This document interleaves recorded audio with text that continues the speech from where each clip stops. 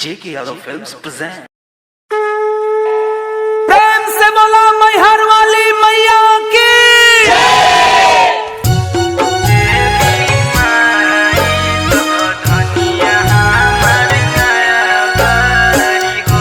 JK Yadav Films.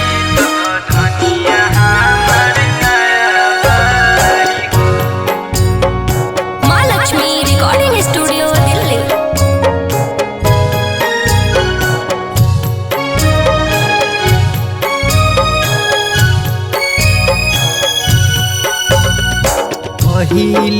पहिले कलसा धरत बारी चौका उपुरत बारी लहे लहे डरत बारी हो त भूल चुक क्षमा करी है हो देवी माई त धनिया हमार नया बारी हो त भूल चुक क्षमा करी है हो देवी माई त धनिया हमार नया बारी हो।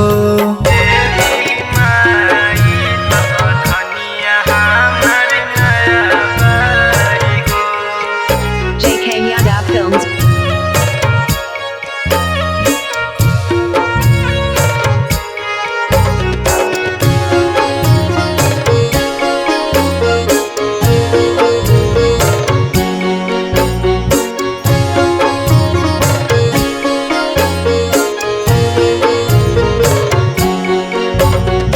हाथवा में ले बाड़ी दियारी विधि कुछ न जानस भूखे के बरत जिद करेली नाही कहला पमानस हाथवा में ले बाड़ी दियारी विधि कुछ न जानस भूखे के बरत जिद करेली नाही कहला पमानस पनावा के बिरवा चढ़ावा तारी नारी जल सजावा तारी पाचा राउ गावा तारी हो त भूल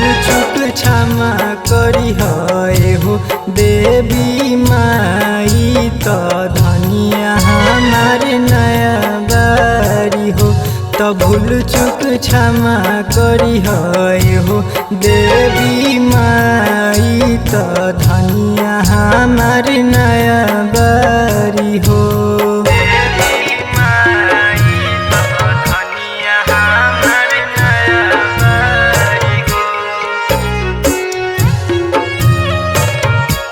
JK Yadav Films.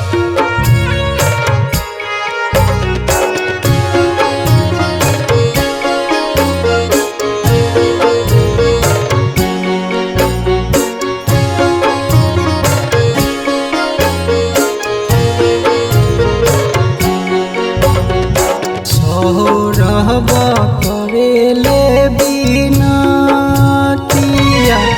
उनका श्रद्धा पुरैहा मंगिया में शोभे उनका से नूरा ऐसन कृपा बनैहा रहब करेले बिनतिया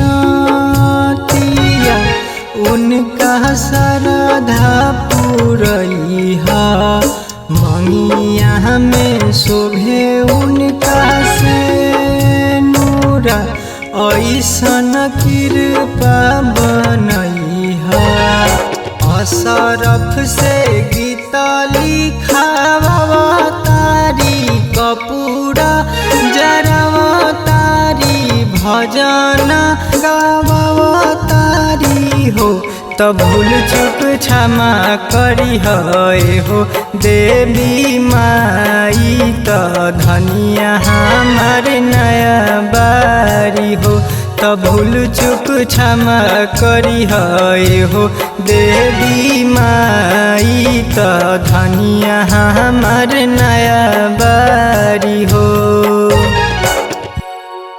JK Yadav Films.